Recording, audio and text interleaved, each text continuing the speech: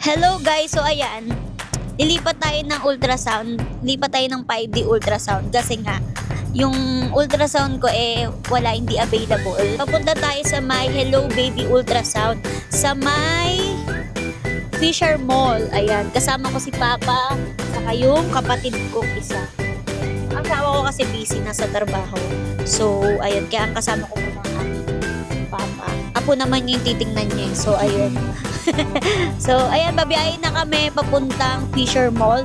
So, i-update ko kayo mamaya pagpunta ko doon. So, ayan, nandito na tayo sa Fisher Mall sa may Quezon City. So, ayan, nandito na tayo sa Hello Baby Ultrasound. Dito yan sa upper ground floor ng Fisher Mall. So, ang laki ng kanilang place. Yan, simula dyan hanggang doon pa yan. Pakita ko sa inyo.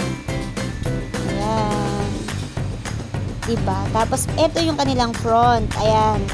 Diba? Ang ganda. As usual ng loob. At saka, ang linis, ang ganda, ang bango, nakakaaliwalas. Ayan. Hello, baby. Ayan. Tapos, papasok kayo dito sa loob. Itutour ko kayo sa loob. So, ayan. Ang ganda ng Christmas tree nila. Tapos, pwede kayo dito mag-maternity shoot. Iba-iba. Marami silang mga package. So, ayan. Ayan yung kanilang parang front desk. Diba? Ang ganda. Nakakaliwala sa mata. So, ayan.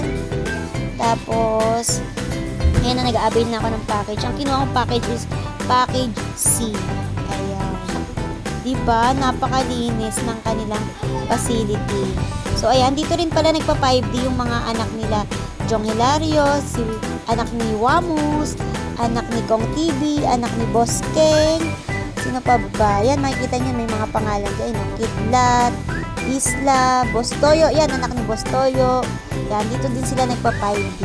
So, nag-decide ako na dito ko rin ipa 5D ang aking little Chichi. So, ayan, diba? Ang ganda ng kanilang loob talaga. Promise ang bango. At saka, sakto lang yung price. Hindi siya ganun ka-pricey. Tapos, ayan, i-update ko kayo sa ating part 2 yung result ng aking 5D ultrasound. Yun lang, bye-bye.